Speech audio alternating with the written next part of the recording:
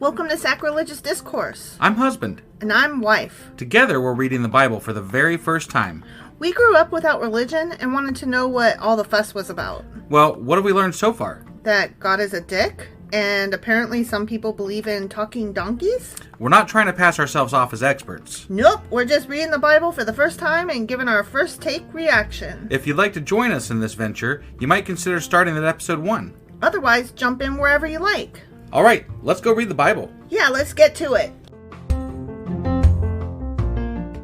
Husband! Wife! Do you not know where we are? Because we're in Psalms. Well, we just finished book 3 of Psalms. We did. And we're heading into book 4. We are. And there's probably going to be some Psalms. There are. Which says things about God. They do.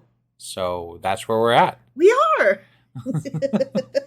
So what are we going over today? Yeah, we are starting book 4 of the book of Psalms. And we are doing Psalms 90, 91, and 92. Awesome. Let's go do this. Okie dokie.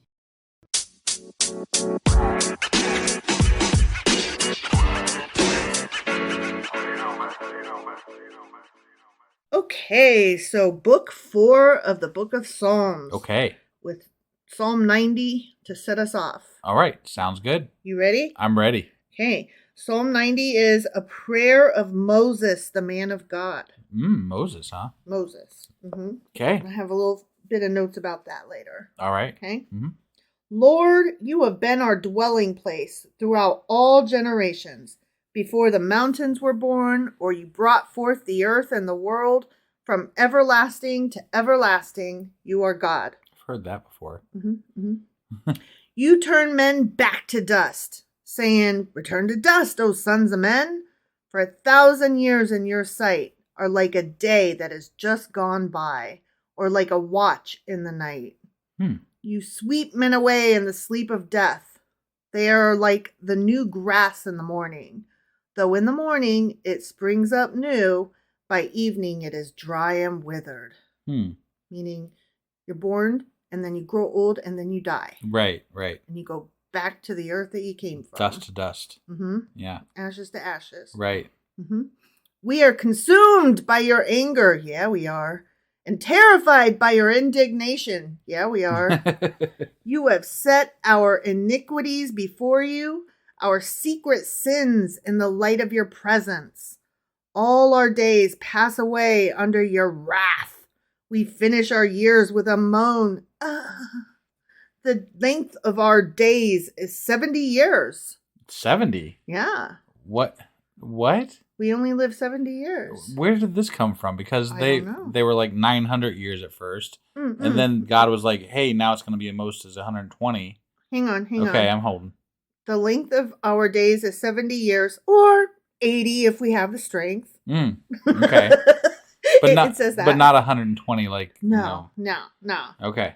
Yet their span is but trouble right here in River City and sorrow. Mm-hmm. For they quickly pass and we fly away. Yeah.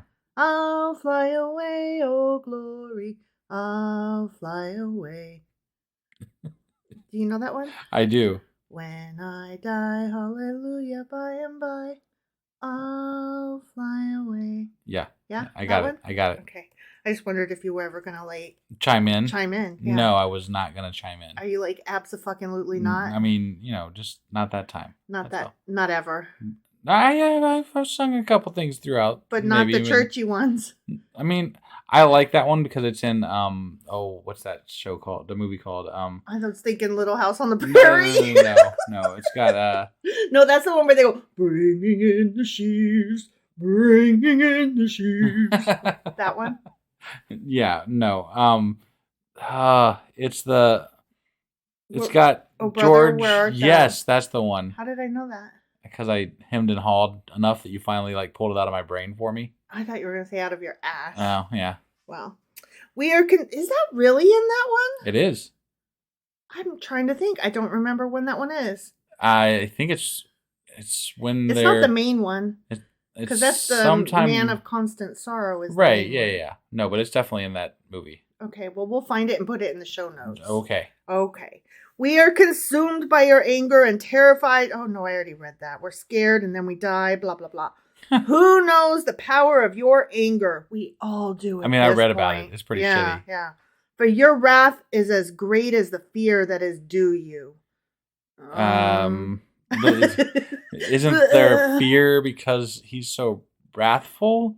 I was going to say wrathy, like but due. no. I don't know about being due. Right. He just is a dick. Right.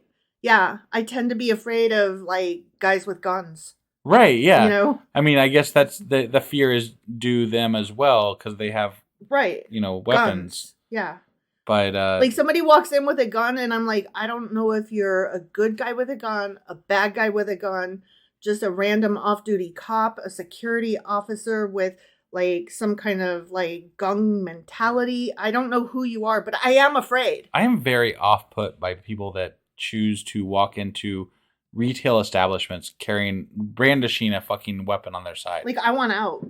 Yeah, I see that and I'm like, I can't shop be now. Around you. Bye. Right. I don't know what you are except a person with a gun. Right. And I just don't need to be around that. Like, at this point, with as many mass shootings as there are, I can only assume that you plan to shoot somebody with that gun that you're carrying. I'm going to caveat this. There was just literally a mass shooting tonight in Philadelphia. As we're recording this. Well, a couple of hours prior to us recording this. So, and yeah, so I would tiptoe around it, except for that it seems to happen pretty much every day now. Yeah, it's no longer like one of those bad timing because like they're every night. Yeah, it's how do you bad timing a mass shooting that happens every fucking night? It's becoming a reality for the U.S. instead of the norm. Right. It is now the norm. Yeah. Mass shootings have been normalized to the point that we no longer have to be like, oh, that was bad timing. Apologies and right.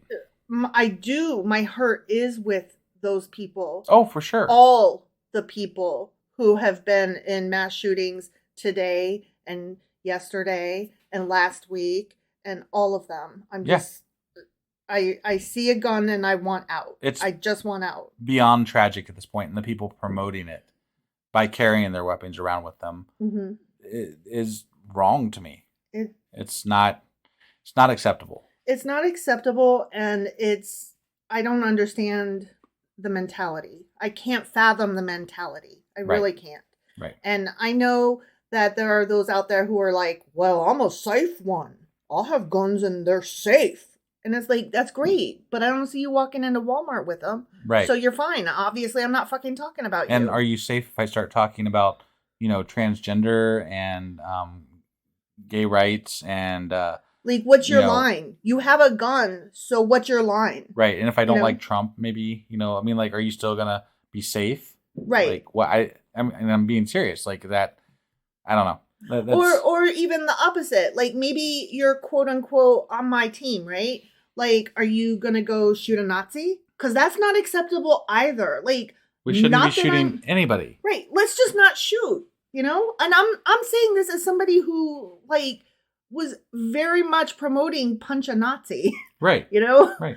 But and just to caveat too, you were also in the military. Yeah. I was in the Boy Scouts, which we both shot guns early on in our lives. Yeah. So we know about guns and gun safety and the whole 9 yards. And we live in the country where people have guns and they go hunting and it's the normal thing. Yeah. And so again, if you're not walking into fucking stores, I'm not really talking about you, but I could be talking about you because do you really need all those fucking guns? Do ya?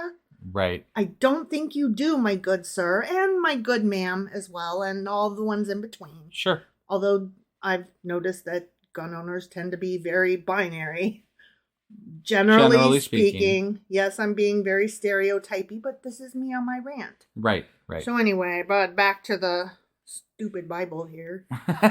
Oy, oy, oy. Who knows the power of your anger? We all do. For your wrath is as great as the fear that is due you. Yes, it is. Your wrath is big and we are afeared.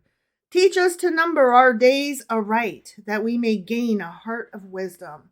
I've got about all the wisdom I fucking need from this God, I can tell you that much. I don't see much wisdom coming from him. As far as I can tell, he's a child and I have more wisdom than he. Right. That's how I view it. Yeah. So. That is my arrogant sitting in my living room in my pajamas voice talking. I think it's correct though. I think it's correct also. Based on what we've been reading. Yes, based on what we have gleaned from this great book. Yeah. Great being in big giant quotation marks and doing some very heavy lifting. I definitely would vote you God or myself God before I would vote this God. And that's terrifying because I would not vote for either of us as God. I would vote our cat as God. Who would you vote for God? A cat. A cat? A cat. What about Morgan Freeman? No. No, not Morgan Freeman? No, I love his voice, but I don't know who he is as a person. I just feel like the voice, and he seems like a genuinely nice person. But I don't know him. I'm not going to put him on a pedestal. And he's played God before. He has, but I am not putting celebrities on pedestals and assuming, like, I know you're not supposed to meet your heroes because they'll let you down, but that's exactly what I'm assuming. If I meet my hero, I make them God, they will let me down. What about Bill Murray? No, I've heard that he's sexist. Oh, really? I love him to death. He's like the #1 comedian, but I've heard complaints about him from women. Oh, God damn it. Yeah. I mean, I don't know that those are true, and I hate to be like a gossip monger. I don't fucking know him. He makes me laugh all the time. Right. I love his old movies, you know? He's funny. He's a funny guy. Yeah. But no, I would not make him God. Okay. There's just about nobody I know that I would make God. Well, yeah. No, I mean, but I'm just saying if we had to have one, like, who would be at the top of that ranker? Well, it goes back to if you're good, you can't be great. And if you're great, you can't be good. So. Right. You know? That George Clooney? No. No. Okay. I mean, I'm sure he's a nice fella, but I don't know him. Right.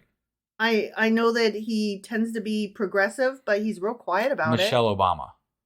Okay, now you're hitting me where it hurts because you know what? That could be my first consideration. Okay. I would consider her for I'm just trying to find somebody, you know. And you know what? She would even fit but she wouldn't want to be.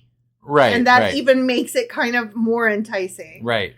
Yeah. Yeah. All right, I would consider Michelle Obama. Okay. All right. Yeah.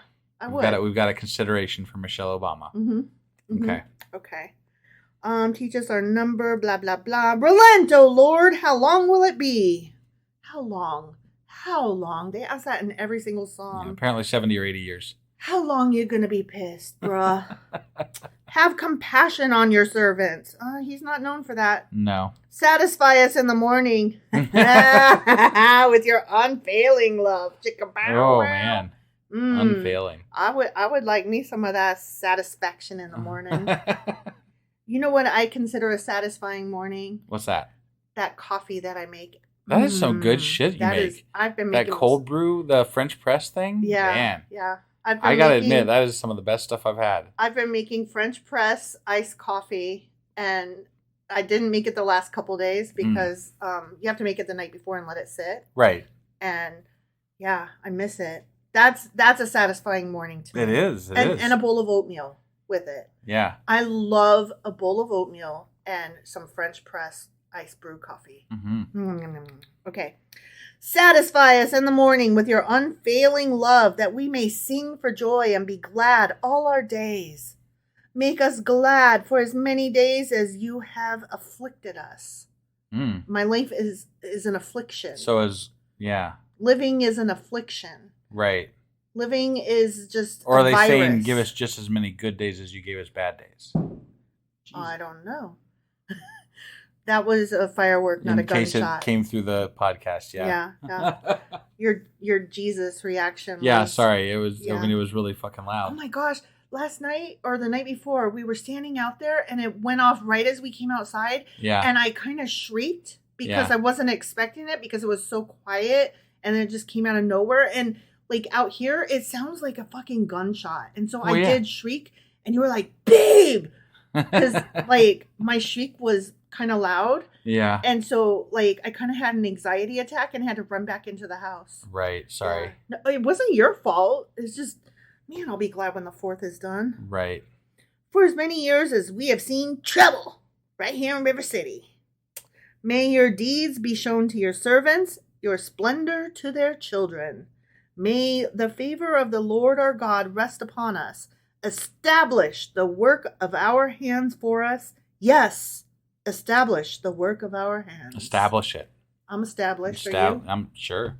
All right, let's get into these notes. Yeah. Okay, we spent so long ranting that my phone locked, so I gotta unlock my phone. Here we go. Okay, Psalm 90 notes. Okay. This is God's eternity and man's transitoriness. Okay. Because our life God here is eternal and humans we're transitory. fucking die. Yeah, our life here is but short. Yeah. That was supposed to be a snap. Okay. I can't snap right-handed. There we go. Okay, I could do it left-handed.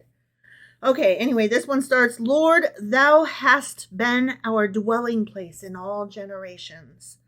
This is the opening psalm of Book 4 of the Psalms. It sure is. It is believed that verse 10, let me see, what was verse 10? It was, the length of our days is 70 years, or 80 if we have the strength. Okay. Blah, blah, blah, blah. In the King James Version, it's 80 years and 10, or if by reason of strength, 80 years. Okay. Okay. So it is believed that verse 10 was the influence for the opening words of 7 years ago. Yeah. What is that? Gettysburg Address. Yes, Abraham Lincoln's Gettysburg Address. And that's my full notes or on that. Four score, not four scores. 80 years and 10 is the verse, but. Right. I was correcting how I said. Yeah. I pluralized it. Yeah. That's all. Yeah. So Sorry. Yes, you had that correct. Right. Yes, good on you. That's all my notes for Psalm 90. Oh, okay. Yep. Got it. Shorten. Yep. All right. Now, Psalm 91 is very short, but my notes are lengthy. So. Okay. Hold on to your butts. I'm holding on to something. He who dwells in the shelter of the Most High will rest in the shadow of the Almighty. I will say of the Lord, He is my refuge, and my fortress. Yeah. My God in whom I trust. I'm going to add one more that's not in here. He's a rock. Surely He will save you from the fowler's snare and from the deadly pestilence. Oh man, I hate those deadly pestilences. It gets better. That He usually sends. I know, right? He will cover you with His feathers, and under His wings you will find refuge. Okay. His faithfulness will be your shield and rampart. You will not fear the terror of the night, nor the arrow that flies by day, nor the pestilence that stalks in the darkness, nor the plague that destroys at midday. Damn. 1,000 may fall at your side, 10,000 at your right hand. Jesus. But it will not come near you. Yeah. You will only observe with your eyes and see the punishment of the wicked.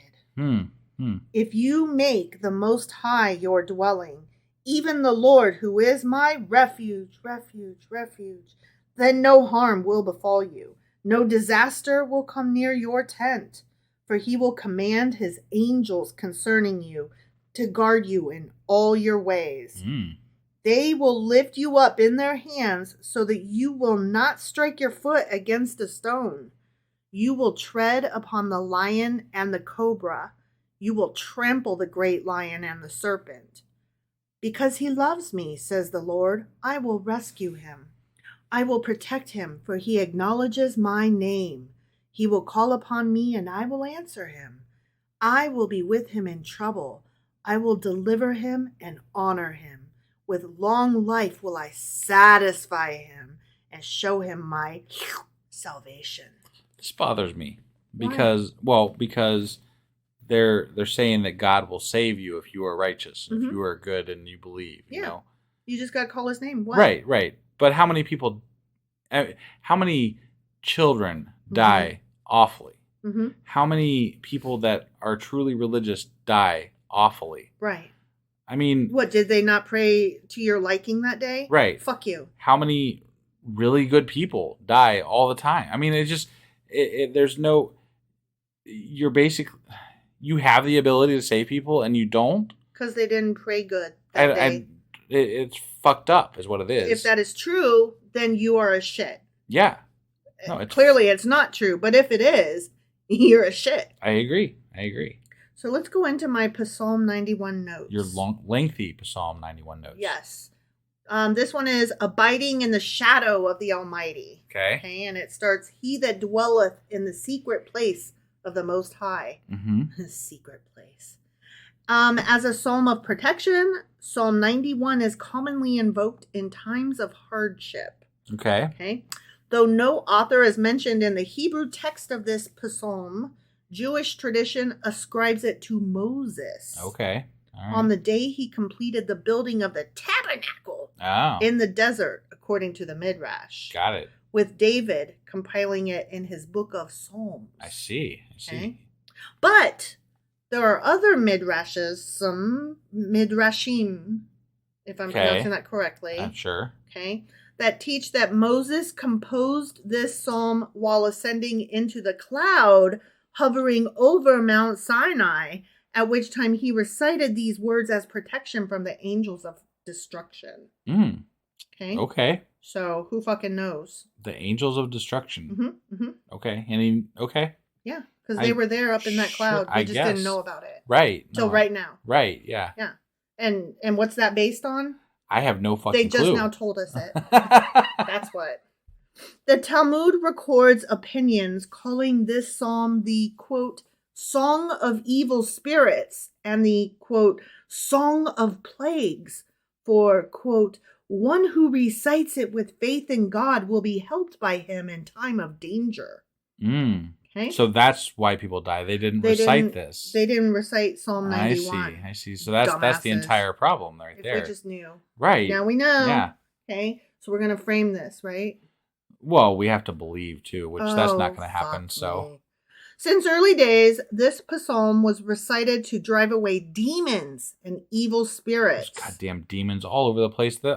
I try to keep them away by turning off the porch light, but they just keep coming back to it. You're confusing those with moths and mosquitoes. Oh, yeah, shit. According to Midrash, the psalm references many types of demons that threaten man, including the terror and arrow and pestilence and destruction. These sound like not demons, but things that, are common problems that they dealt with. Yeah. The psalm was written inside amulets by both Jews and Christians from the late antique period. So they would write it on little scrolly papers and then put it inside amulets to keep them safe from demons and bad luck. I see. According to the Talmud, verse 7, let's see, what is 7? We are consumed by your... Oh, no, that's the wrong one. Sorry. 7.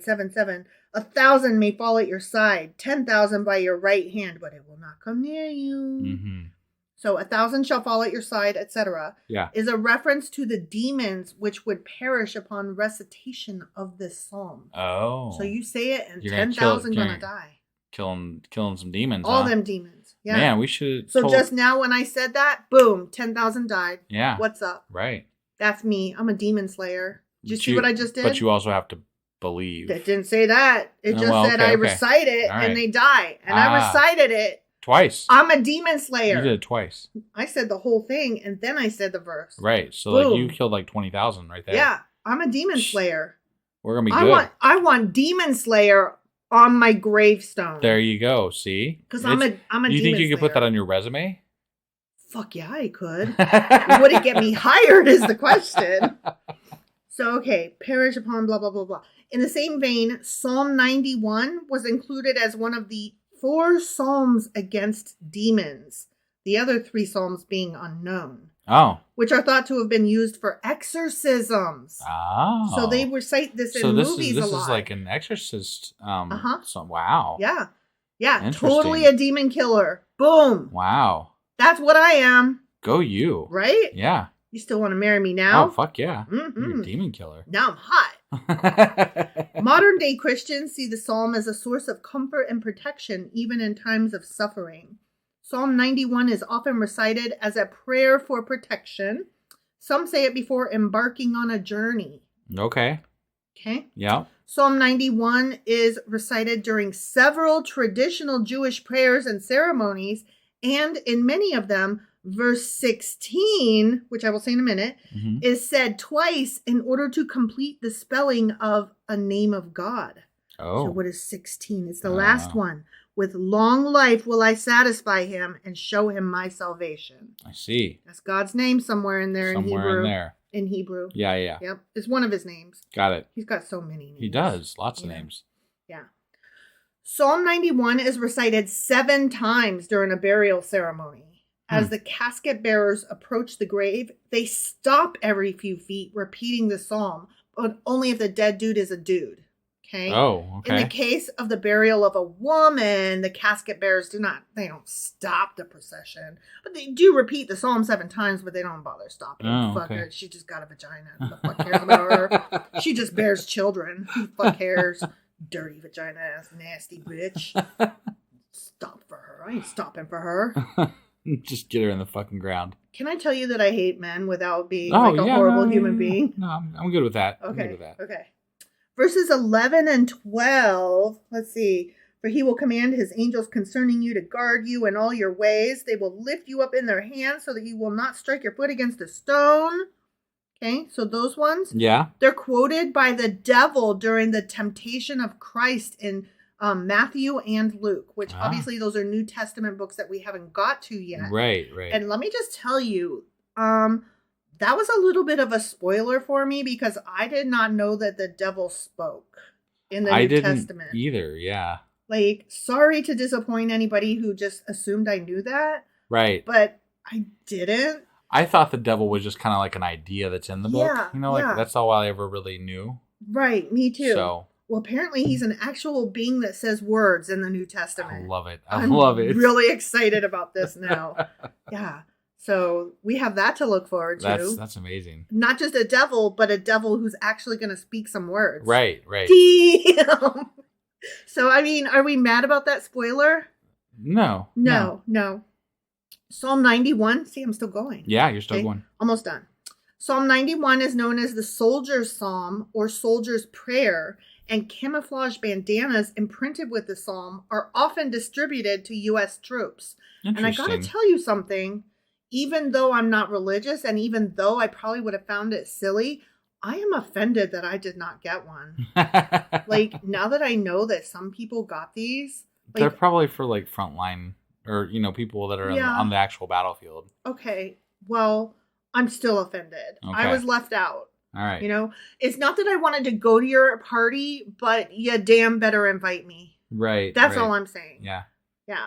Okay? Yep. Okay, last thing. Ready? I'm ready. Sinead O'Connor, the Jerry Garcia Band, Madonna, and many others quote or reference Psalm 91 in their music. Like, it's just there was a whole list. Those were the ones at the top. Gotcha.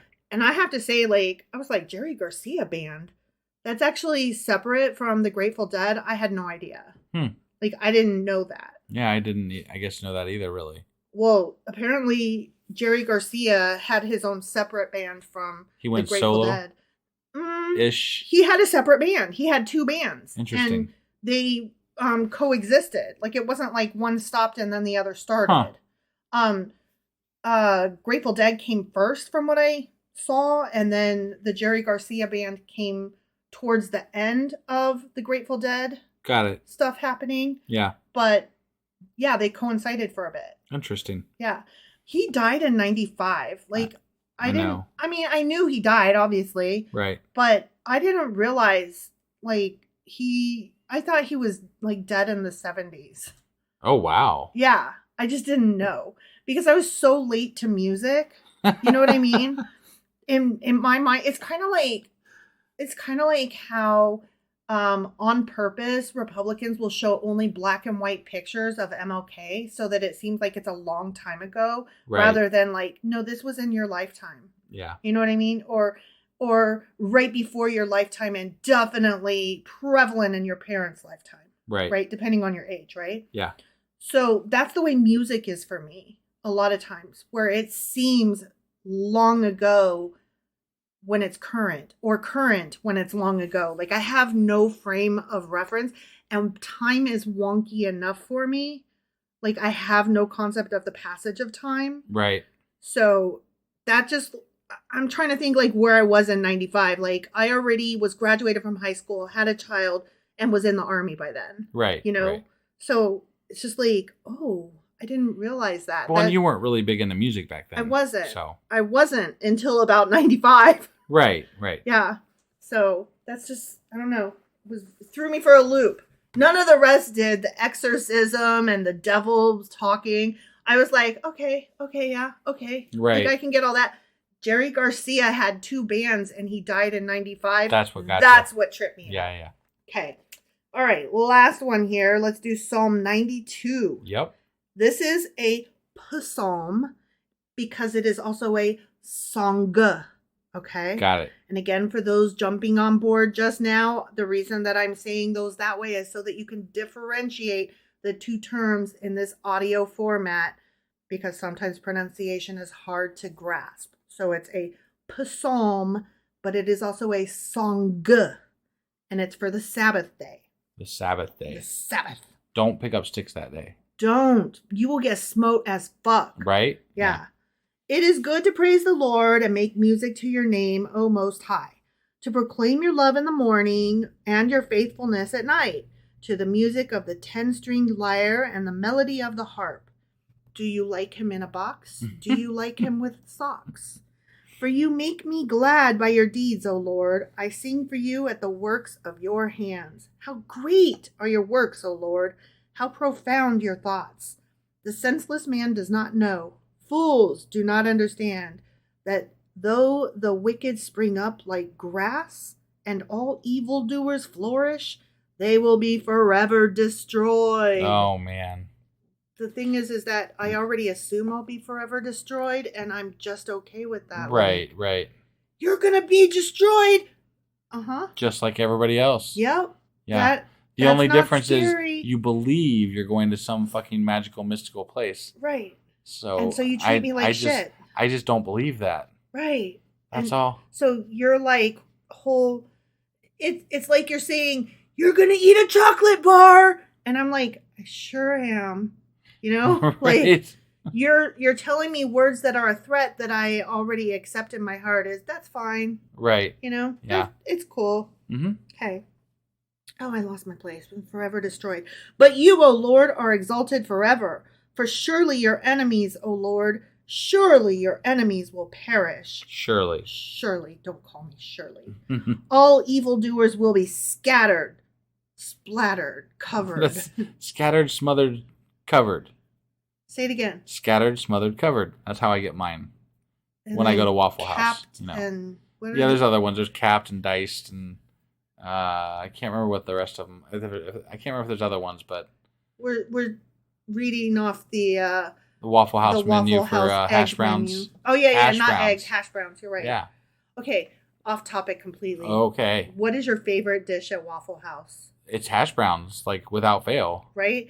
I would have said that up until the last couple of years. I like just on a lark. I have waffles. They are damn good. Because you have. I was. I like, had never had a waffle there until I tried your waffle. Until you tried my waffle, right? Because I was like, how many times have we eaten at Waffle House and I've never had a waffle? And I was like, that's stupid. And so I was like, I'm getting a fucking Waffle House. Yeah. And I was like, I'll never go back. Right. It was good. It is good. That's what I get, like, without fail. Yeah. Every time now, 100%. It is damn good. Yeah. Their coffee is shit. I don't care for their coffee. But I'll drink it. I will tell you that I like their coffee better than Bob Evans. I hate Bob Evans' coffee. Right. And Perkins. Not a fan. Not a fan. Yeah. So, I mean. Right. Yeah. Okay. So, highly recommend the waffles at Waffle House. And then only hardly barely second to that is definitely their hash browns, which you can get any number of ways. Right. Yeah. Okay. Let's see. Evildoers are scattered. Got it. You have exalted my horn like that of a wild ox. Fine oils have been poured upon me. Yeah, they have. My eyes have seen the defeat of my adversaries. My ears have heard the rout of my wicked foes. Okay. You rout your enemies, right? Yeah. Okay, yeah. So rout. Okay. The righteous will flourish like a palm tree. They will grow like a cedar of Lebanon. Planted in the house of the Lord, they will flourish in the courts of our God. They will still bear fruit in old age. They will stay fresh and green, proclaiming, the Lord is upright. He is my rock, rah, rah.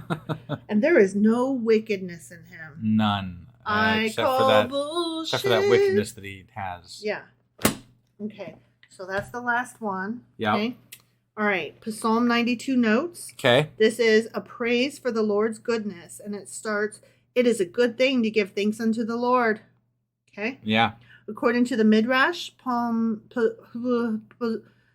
92, sorry about that. Mm-hmm. Psalm 92 was said by Adam. What? Adam was created on a Friday. On a Friday, huh? Uh-huh. Because, the first day of the week, right? And God rested on the Sabbath. Right? Okay, sure. The first day was... Yeah. No, I got you. You get it? So he was created on Friday. So he said this psalm on the onset of the Sabbath, which was, Friday night. Yeah. Right? Makes sense. Right. And since this was Adam's first day of existence, he was marveling at the work of the Creator. I see. And they just decided that happened. Okay. I don't know where they got that. Yeah, because they definitely didn't, he didn't write it down. No. That didn't happen. I mean, the world drowned between then and now. Right. According to the Bible, so. But I mean, some of his kiddos did survive. They got on that ship, so maybe he passed down. Wait, what do you mean his kiddos? That was way after his kids. No, but that's what I'm saying. His great whatevers, right? Noah is descended from Adam. I call bullshit. I mean, so do I. Totally. They did not bring. There's no way Adam's words survived fucking anything. No. Right? I'm just saying. No. But I do like the story of the giant, whatever his name was, Og of Bashan, riding the waves basically to survive. That's pretty good. I need to read more stories about I know, that's the kind of shit that I really want to dive down into. I know. I want to find more of these folklore tales from the Bible and stuff. That's what we were really hoping to find in the Jewish book that we're reading for book club. But we didn't. I know. But I mean, they're still cool. It's interesting. We're learning a lot of history, and a lot of times they weirdly coincide with what we're reading. Right. Which they have no business doing whatsoever. Yeah. And then they just do. What we just read about that guy in book club. We did. Yeah. And that keeps happening. So, I mean, I don't regret that we're reading this book. It's just not what I had in mind is all. Right. Yeah. So that's all. Yep. So you got anything else for us as far as this Psalms or anything? No, but I got to get 91 printed out and put above my bed. So every day I can... Kill some demons. Yeah, be a dragon. Yeah. Be a demon slayer. Yeah, damn straight. Mm-hmm. Them demons. Yeah, I got to get me a sword and a shield and some boots. Yeah. Did you know you married such a badass? I did. You did? Yeah. Oh. Yeah. That was sweet. Yeah. I thought you were going to be no, I had absolutely no idea my wife was such a badass. Yeah. No, yeah. Wow. You probably slayed some demons before you read that. Why do you say that? Because you can be a real bitch sometimes. Okay, that's true. I'll take that. I'll take that. Yeah. I will. Right. I will take that. I meant that in the nicest way, of course. Of course, affectionately. Right. Kind of like you're an arrogant prick. Affectionately. I most definitely am. Yes. Yeah, for sure. Yes. And I love you. I love you. And I'm glad that we're married. I'm glad that we're married as well. Aw. Okay, bye. Bye.